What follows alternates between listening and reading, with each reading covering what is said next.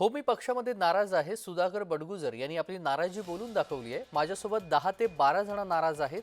संजय राऊत यांच्यावर नाराजी नाही. बडगुजर यांनी म्हटलंय, पक्ष संघटनेमध्ये बदल करताना विश्वासात घेतलं नाही.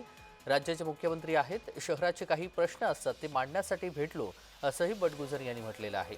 पक्षामध्ये नाराज आहे. ठाकरे गटाचे उपनेते सुधाकर बडगुजर यांनी मोठं वक्तव्य केलेलं आहे. मीच नाही तर पक्षामध्ये 10 ते 12 जण नाराज आहेत, असंही बडगुजर यांचं म्हणणं आहे. हा संघटनात्मक बदल झाल्यापासून एक 10-12 लोक निश्चितपणे नाराज आहेत. त्यांची नाराजी दूर करण्याचा प्रयत्न आम्ही सातत्याने करत आहोत.